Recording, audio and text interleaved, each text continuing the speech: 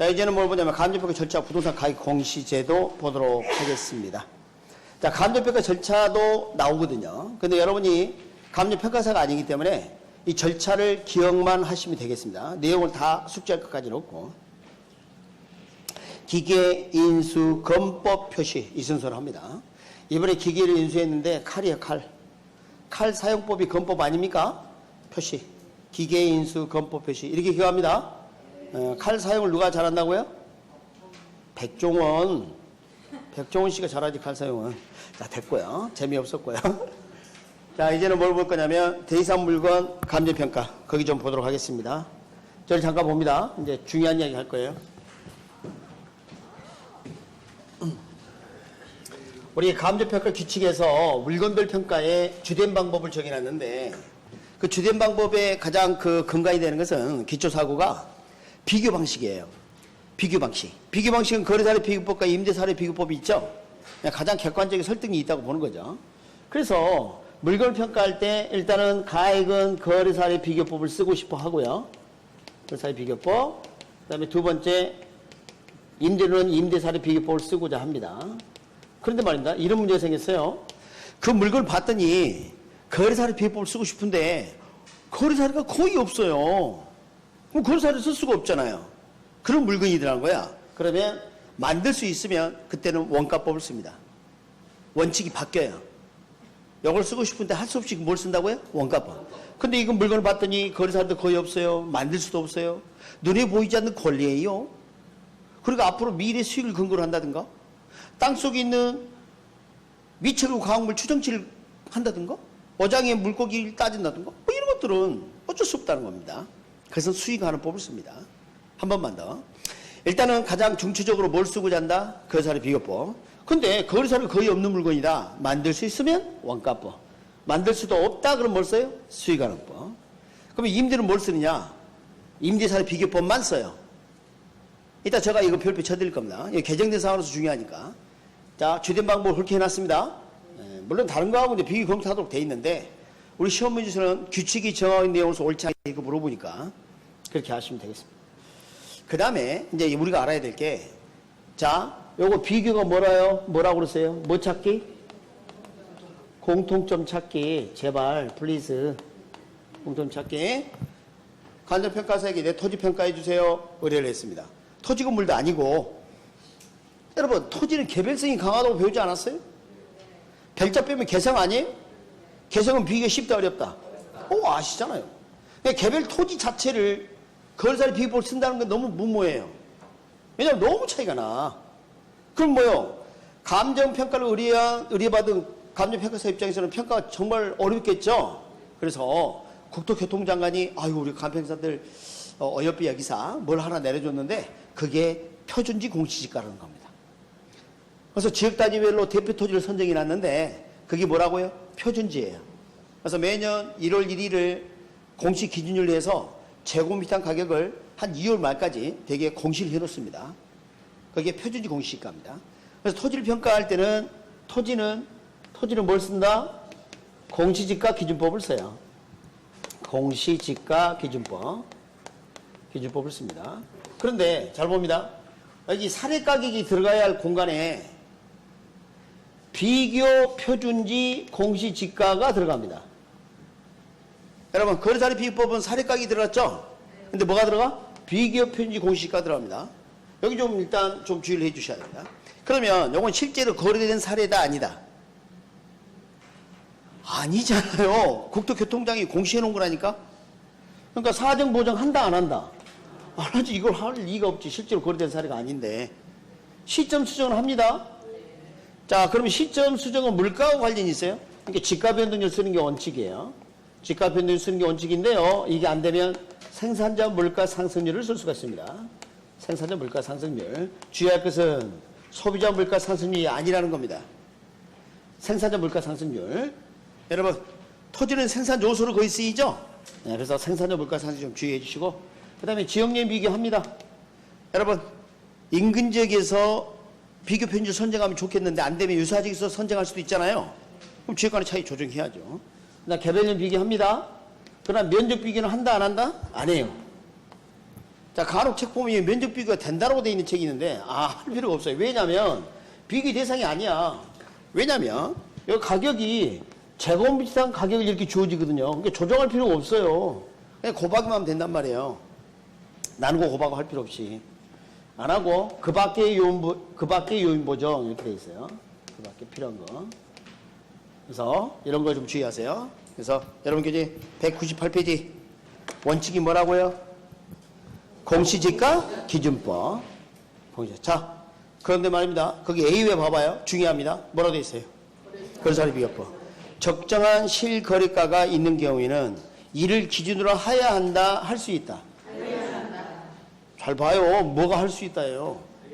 하야 한다니까. 별표 쳐야 하야 한다. 왜 그럴까요? 아까 토지는 개별성 때문에 어쩔 수 없이 공시지가 기준법을 썼다는 거 아니에요. 그런데 적정한 실거래가가 있으면 반드시 그걸 써란 말이야. 없어서 할 수 없이 공시지가 기준법을 쓴 거지. 그래요, 안 그래요? 네. 지금 이해했어요? 네. 이때는 반드시 그래야 돼, 반드시. 오케이? 자, 저를 봅니다, 이제. 머릿속에 한번 떠올려봐요. 건물 있잖아요, 건물. 건물은 시장에 거래 사례가 많을까요? 거의 없을까요? 거의 없어요.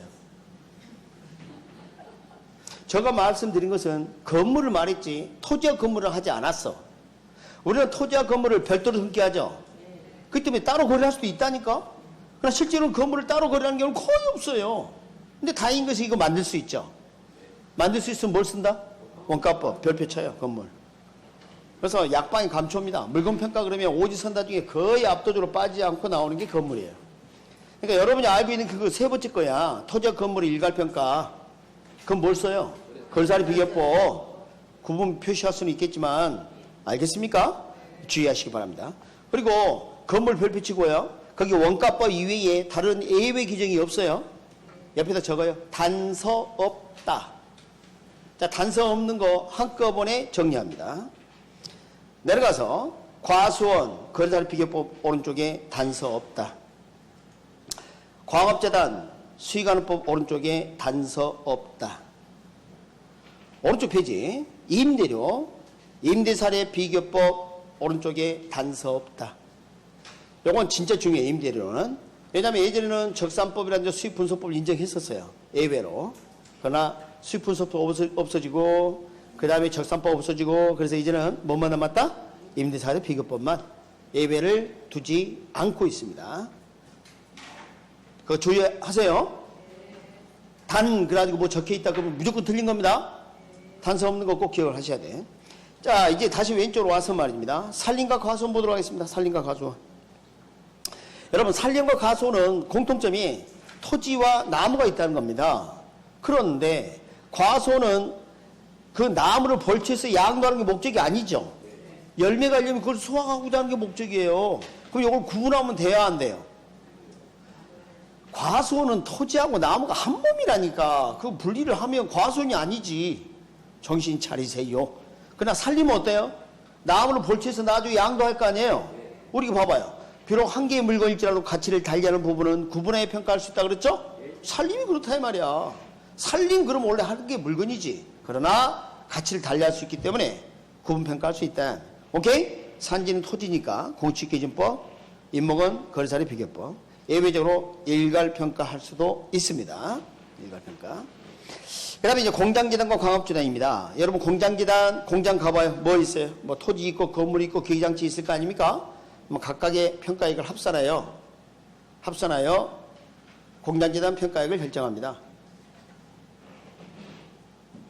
그런데 거기 중요한 게 예외가 계속적인 밑줄 수익이 예상되는 경우. 여러분 수익이 예상되지 않는 경우는 쓸 수 있다 없다? 수익 앞으로 쓸 수가 없다니까. 앞으로 수익을 예상을 해야 그걸 쓰지. 자, 예외적으로 공장재단은 뭘 쓸 수 있다?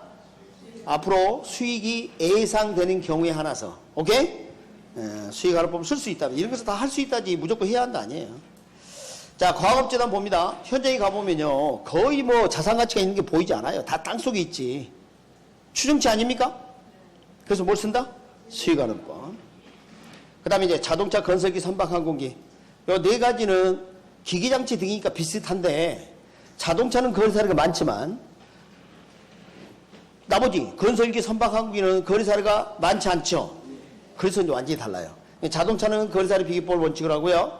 나머지는 거래사례가 거의 없기 때문에 만들 수 있죠. 그럼 뭘 쓴다? 원가법을 쓴다요. 원가법. 근데 만약에 본래의 효용동도에 쓸 수가 없다.